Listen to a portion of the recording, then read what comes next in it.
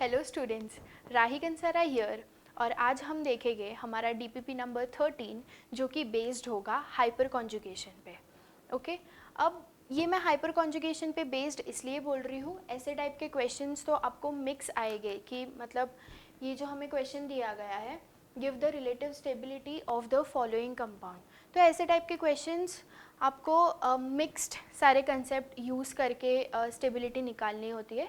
But क्योंकि ये वाला डीपीपी प्योरली हाइपर कॉन्जुगेशन पे ही बेस्ड है, इसलिए मैंने बोला कि ये डीपीपी आपका हाइपर कॉन्जुगेशन पे होगा।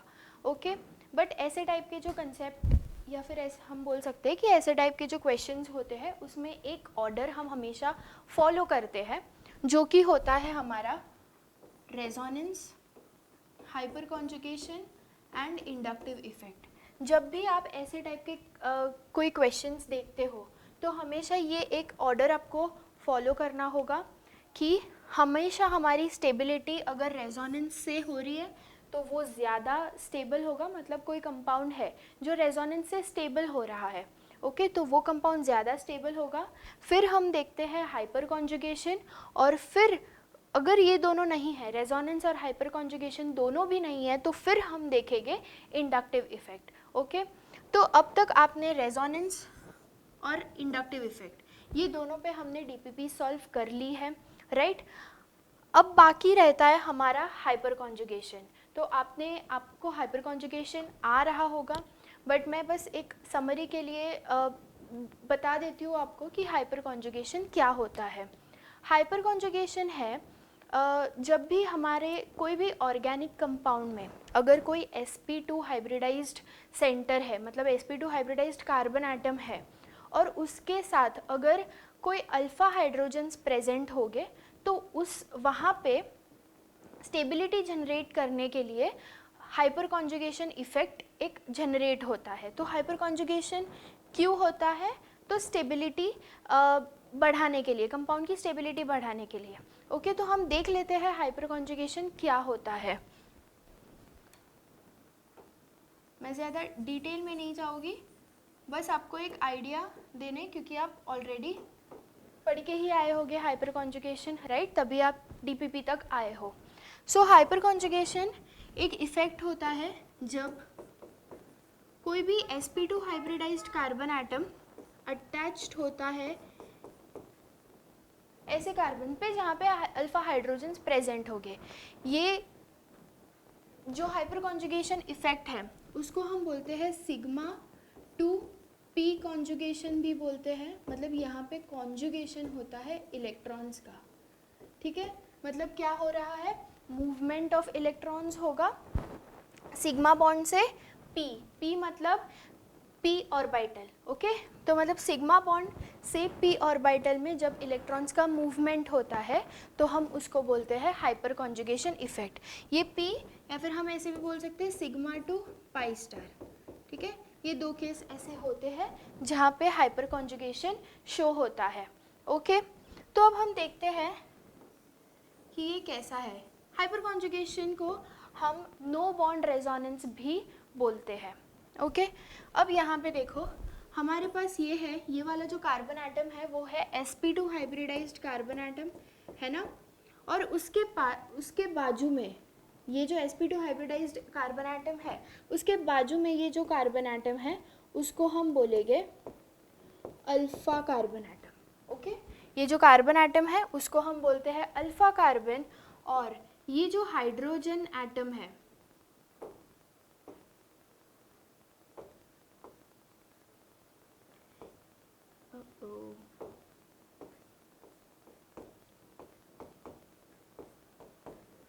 ये अल्फा कार्बन से अटैच्ड जो भी हाइड्रोजन्स होंगे, ये इनको हम बोलते हैं अल्फा हाइड्रोजन एटम, ठीक है। इतना समझ में आया कि ये जो sp2 हाइब्रिडाइज्ड कार्बन एटम होते हैं उनके बाजू में, मतलब आप यहाँ पे हम sp2 हाइब्रिडाइज्ड कार्बन एटम की बात कर रहे हैं। इन जनरल ऑर्गेनिक में जब भी कोई फंक्शनल ग्रुप होता है या जिस भी साइट की आप बात कर रहे हो, उसके बाजू वाला कार्बन हमेशा अल्फा कार्बन गिना जाता है, अल्फा बीटा गामा ऐसे हम बोलते हैं।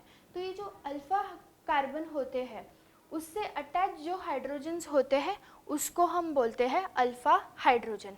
ठीक है, तो जब भी ऐसा कोई कंपाउंड होता है जहाँ पे sp2 हाइब्रिडाइज्ड कार्बन एटम है और उसके पास अगर अल्फ़ा हाइड्रोजन है तो ये क्या करेगा, रेजोनेंस करेगा। मतलब ये जो कार्बन हाइड्रोजन का जो सिग्मा बॉन्ड है, तो ये सिग्मा बॉन्ड से इलेक्ट्रॉन जाएंगे इसके p ऑर्बिटल के पास, किसके, sp2 हाइब्रिडाइज्ड कार्बन एटम के p ऑर्बिटल के पास। हमें पता है, देखो यहाँ पे चार्ज है, राइट, प्लस चार्ज है, प्लस चार्ज हमें यही बोलता है कि इसके पास एक एम्प्टी p ऑर्बिटल है।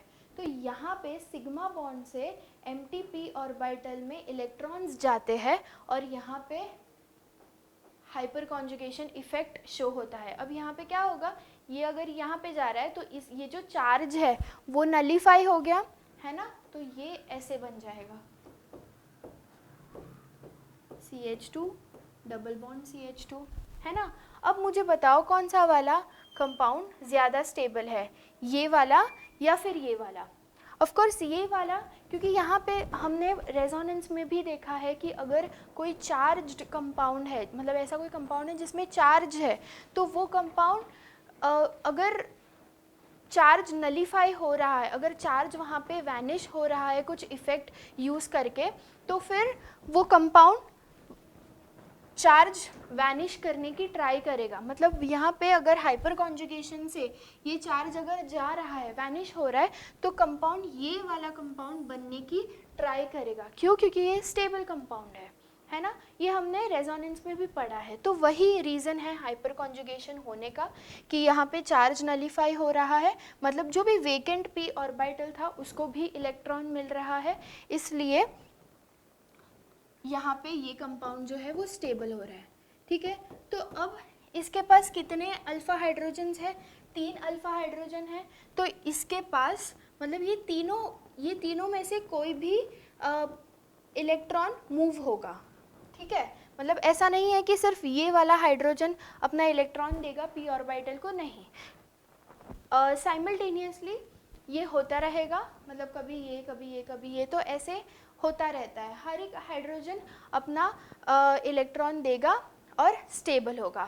ठीक है, तो ये होता है हमारा hyper conjugation effect. Hyper conjugation effect को हम कौन से कंपाउंड्स में देखते हैं, तो जहाँ पे फ्री रेडिकल्स होते हैं, जहाँ पे कार्बोकैटायंस होते हैं और जहाँ पे एल्कीन्स होते हैं।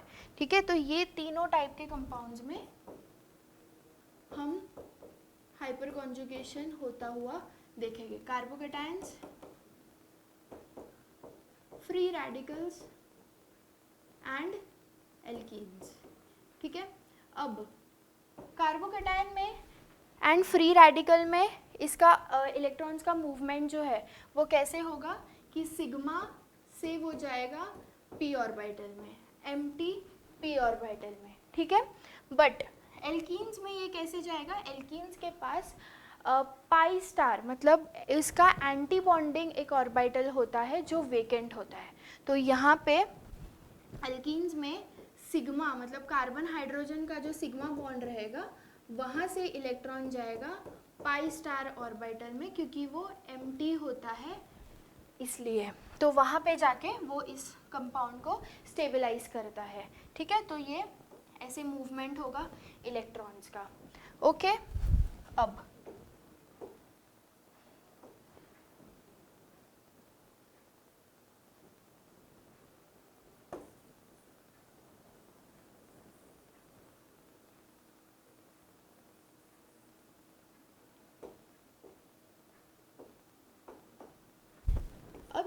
यही जो कंपाउंड मैंने बनाया था, इसमें एक साइड पे CH3 है, दूसरे साइड पे भी CH3 है।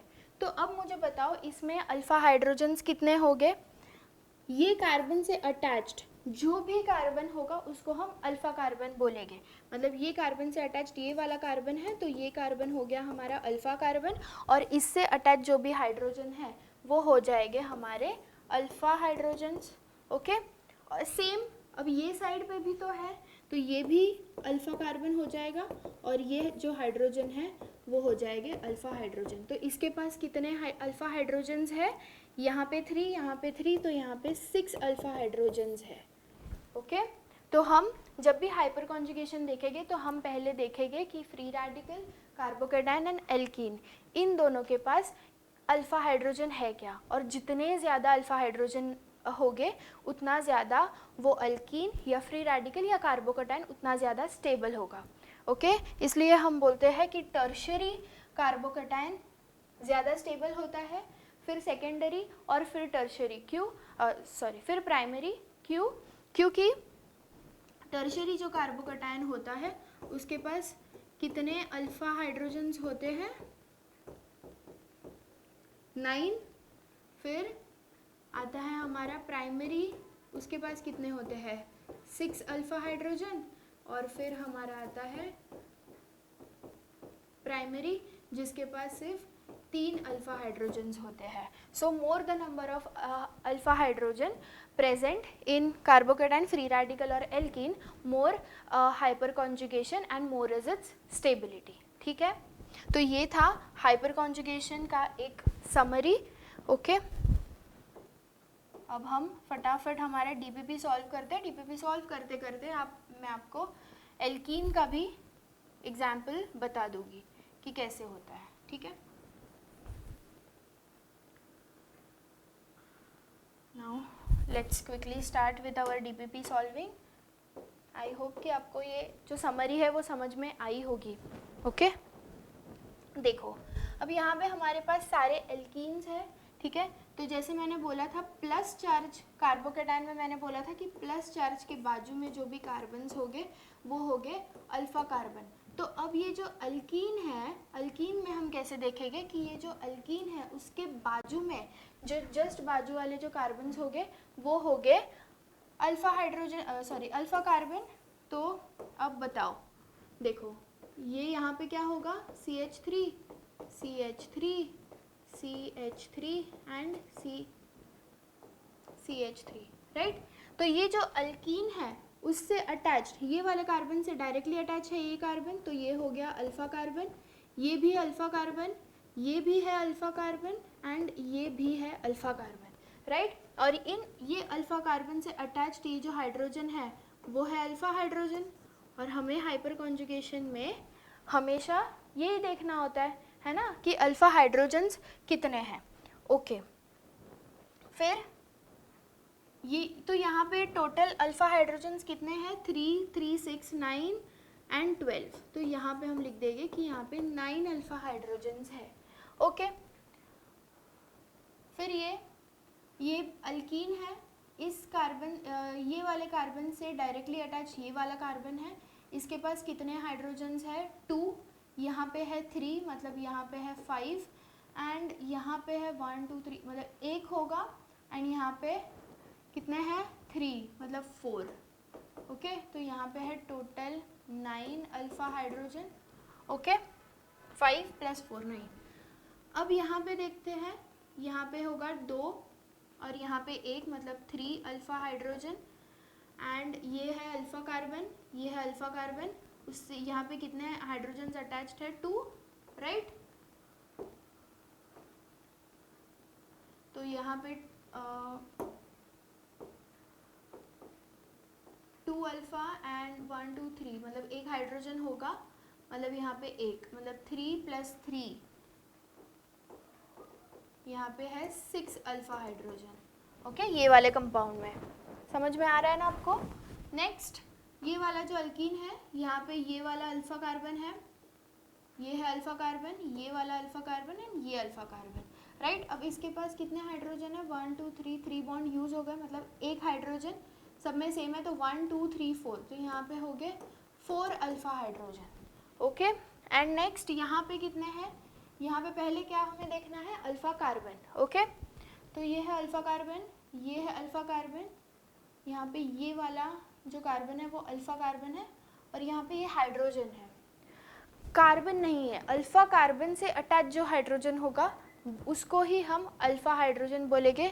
ये जो हाइड्रोजन है वो डायरेक्टली अल्कीन के कार्बन से अटैच्ड है, so it is not an alpha hydrogen. Okay, तो अब यहाँ पे ये 2 बॉन्ड बनाए, मतलब 2 हाइड्रोजन, तो 2 + 1, 2, 3, 1 + 1 2, तो यहाँ पे भी है 4, सॉरी यहाँ पे है 1, 2 3 अल्फा हाइड्रोजन है यहाँ पे, सॉरी 4 है।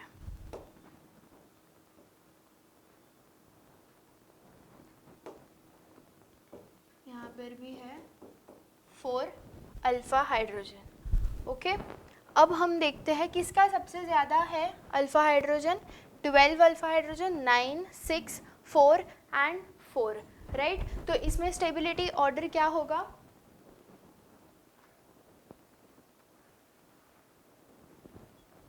स्टेबिलिटी ऑर्डर होगा 1, 2, सबसे ज़्यादा जो अल्फा हाइड्रोजन है वो ज़्यादा स्टेबल करेगा क्योंकि उसके ज़्यादा हाइपर कॉन्जुगेटिव स्ट्रक्चर्स बनेंगे ना। जितना ज़्यादा अल्फा हाइड्रोजन उतने ज़्यादा हाइपर कॉन्जुगेटिव स्ट्रक्चर्स बनेंगे। जितने ज़्यादा हाइपर कॉन्जुगेटिव स्ट्रक्चर्स मतलब उतना ज़्यादा वो स्टेबल है। ओके, तो 1 is greater than 2 is greater than 3। Okay, अब 4 एंड 5th में सेम है ना, सेम है। तो बट यहाँ पे देखो एक जगह पे 2 है, एक यहाँ पे 1 और यहाँ पे 1, बट यहाँ पे पूरा सिमेट्री है ना, सब जगह पे 1 1 1 1 है। तो इसलिए 4 ज़्यादा स्टेबल होगा एंड देन 5th। ओके, अगर आपको 4th एंड 5th में कंफ्यूजन है और तो मैंने आपको एक ऑर्डर बताया था। हम जब भी ऐसे टाइप के क्वेश्चन सॉल्व करते हैं तो हम एक ऑर्डर यूज़ करते हैं कि रेजोनेंस से ज़्यादा स्टेबिलिटी मिलती है, फिर hyperconjugation and then inductive effect. Okay, तो अगर हम इन दोनों में हाइपर कॉन्जुगेशन टाई हो रहा है, ठीक है, यहाँ पे देखो हाइपर कॉन्जुगेशन रेजोनेंस तो हो ही नहीं रहा, राइट, रेजोनेंस तो कहीं पे भी नहीं है, इसलिए हम डायरेक्ट हाइपर कॉन्जुगेशन पे गए। बट अगर हाइपर कॉन्जुगेशन का भी टाई है तो फिर हम देखेंगे इंडक्टिव इफेक्ट। तो इंडक्टिव इफेक्ट देखो यहाँ पे ये वाला कार्बन दे रहा है, ये वाला और ये वाला, मतलब यहाँ पे इंडक्टिव इफेक्ट देने के लिए 4 ग्रुप है, लेकिन यहाँ पे इंडक्टिव इफेक्ट सिर्फ ये 3 ग्रुप से आएगा, है ना। तो इसलिए 4 is more stable then 5th, क्योंकि इंडक्टिव इफेक्ट यहाँ पे सिर्फ 3 ग्रुप्स दिखाएगा और यहाँ पे 4 प्लस आई इफेक्ट शो करेगा। Okay, so 1 is more greater than 2, 3, 4 and then 5. Okay, next one। तो आपको समझ में आया कि हम अल्फा हाइड्रोजन्स कैसे निकालते हैं। ओके, ऐसे टाइप के कंपाउंड्स, ऐसे टाइप के क्वेश्चंस आते हैं तो हम पहले ये पहला ऑर्डर हम फॉलो करते हैं। पहले हम देखते हैं रेजोनेंस से हो रहा है क्या, बट यहाँ पे कोई रेजोनेंस हो ही नहीं रहा था तो हमने डायरेक्ट हाइपर कॉन्जुगेशन पे जंप किया। हाइपर कॉन्जुगेशन भी अगर टाई होता है तो फिर हम जाते हैं इंडक्टिव इफेक्ट पे। ओके, या फिर कभी कभी ऐसे भी होता है कि रेजोनेंस भी नहीं है, हाइपर कॉन्जुगेशन भी नहीं है, फिर हम सिर्फ इंडक्टिव इफेक्ट हो रहा है क्या तो वो देखते हैं। Okay, now next question.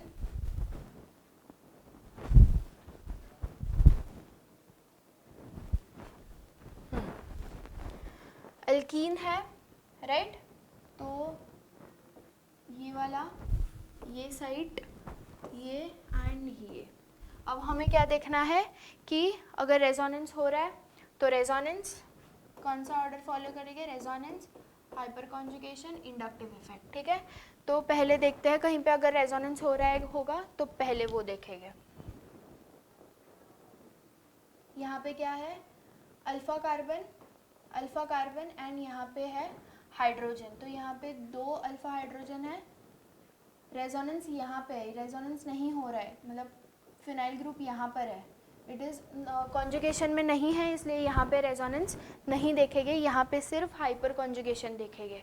Okay, यहाँ पे है 2 अल्फा हाइड्रोजन और यहाँ पे एक भी अल्फा हाइड्रोजन नहीं है, क्योंकि देखो ये वाला जो सिस्टम है उसके बाजू वाला कार्बन ये है अल्फा कार्बन और उसके पास कोई हाइड्रोजन नहीं है, सो नो अल्फा हाइड्रोजन यहाँ ओवर हियर। तो ये कंपाउंड में सिर्फ 2 अल्फा हाइड्रोजन्स है। यहाँ पे हम ये वाली साइड अगर देखते हैं तो इसके बाजू वाला जो ये कार्बन है उसको हम बोलेंगे अल्फा कार्बन और इसको हम बोलेंगे अल्फा हाइड्रोजन। यहाँ पे इस कार्बन को हम बोलेंगे अल्फा कार्बन, उसके पास कोई हाइड्रोजन है क्या, नहीं, सिर्फ इसके पास है, इसलिए ये कंपाउंड के पास सिर्फ only 1 alpha hydrogen is present. Resonance हो रहा था क्या, नहीं। अब next this one, now this is our site, इसके बाजू में ये क्या है, फिनाइल ग्रुप, यहाँ पे ये रेजोनेंस से स्टेबलाइज होगा, यस क्योंकि ये कॉन्जुगेशन में है ना, ये डायरेक्ट ऐसा होगा, ये ऐसा होगा ना, तो यहाँ पे ऐसे रेजोनेंस होगा, समझ में आया। तो यहाँ पे ये रेजोनेंस से स्टेबलाइज हो रहा है ये वाला एल्कीन, सो ये रेजोनेंस से है, यहाँ पे हाइपर कॉन्जुगेशन है भी नहीं, ओके। यहाँ पे हम देखेंगे रेजोनेंस है क्या, नहीं, हाइपर कॉन्जुगेशन, ये अल्फा कार्बन है, ये अल्फा कार्बन है, बट उसके पास कोई हाइड्रोजन नहीं है, तो 0 अल्फा हाइड्रोजन, ओके।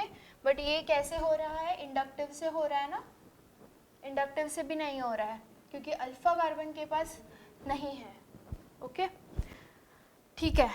तो अब ये कैसे होगा, 2 अल्फा हाइड्रोजन 1 अल्फा हाइड्रोजन, और ये कैसे स्टेबलाइज हो रहा है, रेजोनेंस से। तो हाइपर कॉन्जुगेशन से पहले हम क्या देखेंगे, प्रायोरिटी हम रेजोनेंस को देंगे, ठीक है। तो ये वाला क्योंकि रेजोनेंस से स्टेबलाइज हो रहा है तो ये ज़्यादा स्टेबल होगा, इसलिए ये थर्ड सबसे पहले। फिर हम देखते हैं हाइपर कॉन्जुगेशन, तो हाइपर कॉन्जुगेशन फर्स्ट वाले में ज़्यादा है क्योंकि 2 अल्फा हाइड्रोजन्स है, इसलिए 3 1 2 एंड देन 4, ओके। तो ये होगा हमारा आंसर, अंडरस्टूड। चलो नेक्स्ट, ओके। अब यहाँ पे क्या है, कार्बोकेटायन, यहाँ पे प्लस चार्ज है, यहाँ पे प्लस चार्ज है, यहाँ पे प्लस चार्ज है, वहाँ पे प्लस चार्ज है, ओके। तो अब हम कार्बोकेटायन देख रहे हैं, कार्बोकेटायन के ये वाले कार्बन के बाजू वाला जो कार्बन रहेगा वो अल्फा कार्बन रहेगा, मतलब ये वाला कार्बन, यहाँ पे 3 हाइड्रोजन है, यहाँ पे 1 हाइड्रोजन है, मतलब यहाँ पे 4 अल्फा हाइड्रोजन्स प्रेजेंट है, ओके। रेजोनेंस हो रहा है क्या, नहीं, कॉन्जुगेशन नहीं है यहाँ पे, ठीक है। अब ये जो प्लस चार्ज है इसके बाजू में मिथाइल ग्रुप है, मतलब ये ऐसे होगा CH2 प्लस CH3, राइट। तो ये कार्बोकेटायन के बाजू वाला ये जो कार्बन है वो अल्फा कार्बन है, और ये जो है वो 3 अल्फा हाइड्रोजन्स है, तो यहाँ पे है 3 अल्फा हाइड्रोजन, ओके। यहाँ पे कोई अल्फा कार्बन है क्या, नहीं है, ये कार्बन से अटैच्ड अगर कोई कार्बन होता तो वो अल्फा कार्बन होता, बट ये अकेला है, so no alpha hydrogen, sorry no alpha carbon, hence no alpha hydrogen, तो 0 अल्फा हाइड्रोजन, ओके। एंड यहाँ पे देखो ये जो कार्बोकेटायन है ये वाला, उसके बाजू में ये जो कार्बन है सिर्फ ये है alpha carbon, but no hydrogen, so 0 alpha hydrogen, okay. अब इन दोनों में से ज़्यादा स्टेबल कौन है, 1 इज़ मोर स्टेबल देन 2, ये समझ में आ गया। बट क्योंकि यहाँ पे आपको हाइपर कॉन्जुगेशन में आप टाई हो रहा है, 0 अल्फा हाइड्रोजन 0 अल्फा हाइड्रोजन, तो अब फिर हम क्या देखते हैं, इंडक्टिव इफेक्ट। तो यहाँ पे देखो प्लस आई वाले 3 ग्रुप है ना, methyl shows plus I effect, तो ये 3 groups plus I effect show करेंगे, मतलब यहाँ पे इंडक्टिव इफेक्ट लगेगा, और इंडक्टिव इफेक्ट लगेगा इस वजह से ये जो फोर्थ वाला है वो ज़्यादा स्टेबल हो जाएगा, एंड देन थर्ड, ओके। क्योंकि वहाँ पे यहाँ पे कोई भी इफेक्ट नहीं है, हाइपर कॉन्जुगेशन भी नहीं है, इंडक्टिव इफेक्ट भी नहीं है, बट यहाँ पे इंडक्टिव इफेक्ट है, तो 4 एंड देन 3। आई होप आपको समझ में आ रहा है, ओके। नेक्स्ट वन,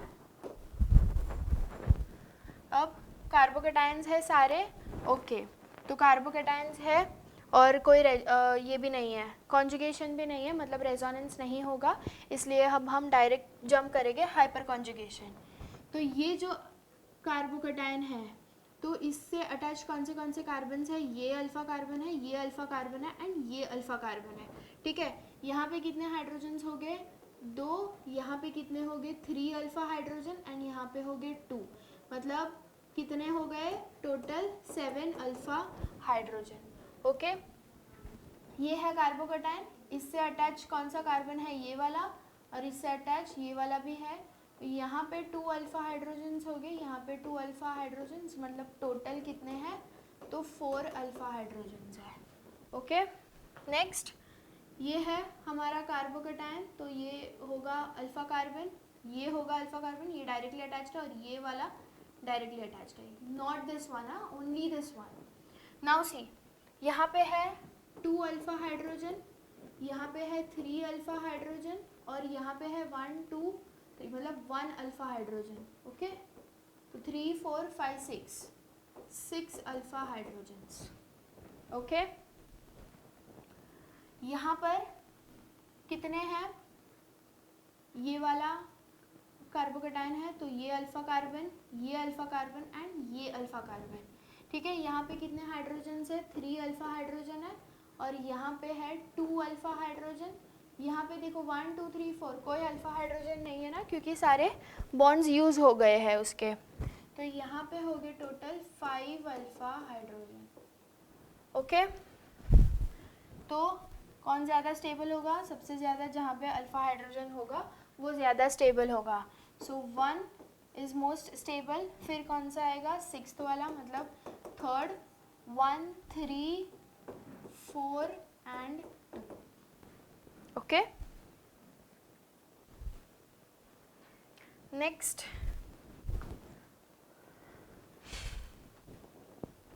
वापस कार्बोकेटायन है। ओके, ये कार्बोकेटायन है, उससे अटैच्ड ये वाला कार्बन, ये वाला कार्बन, ये वाला कार्बन, सबके पास 3 अल्फा हाइड्रोजन्स हो गए, है ना, CH3 CH3 CH3, मतलब 9 अल्फा हाइड्रोजन्स है इसके पास। नेक्स्ट ये वाला कार्बन, ये कौन सा है, ये अल्फा कार्बन है, ये अल्फा कार्बन है, ये अल्फा कार्बन है, इसके पास कितने अल्फा हाइड्रोजन्स हो गए, 2 अल्फा हाइड्रोजन, इसके पास भी 2 अल्फा हाइड्रोजन एंड इसके पास भी 2 अल्फा, तो ये हो गए हमारे 6 अल्फा हाइड्रोजन। ओके, नेक्स्ट ये है हमारा कार्बोकेटायन, तो इससे ये अटैच्ड कार्बन है एंड ये अटैच्ड अल्फा कार्बन है।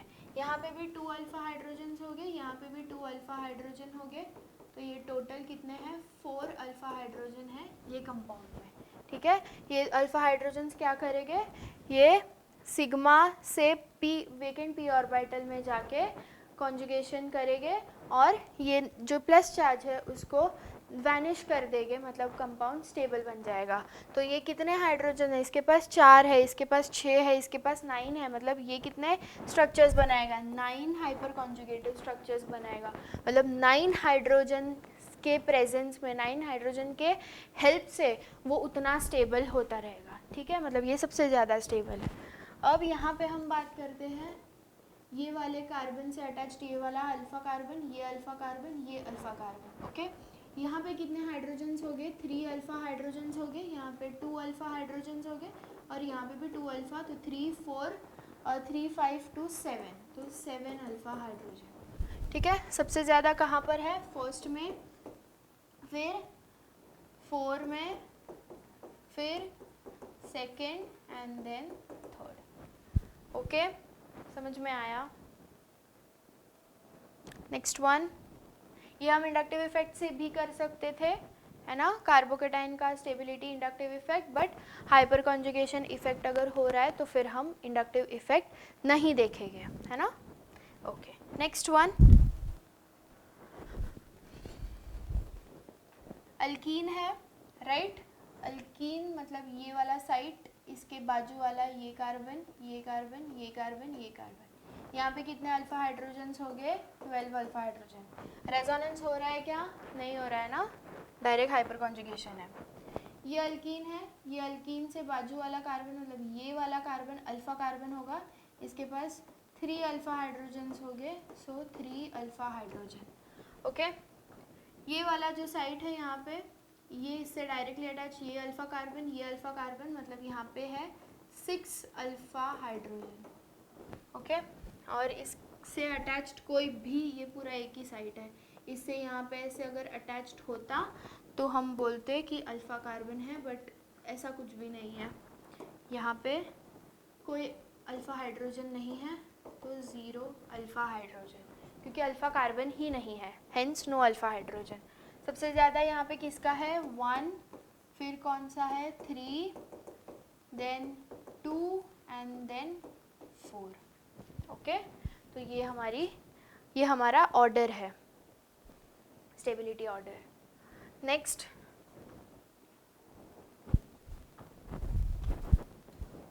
ये है अल्कीन, राइट।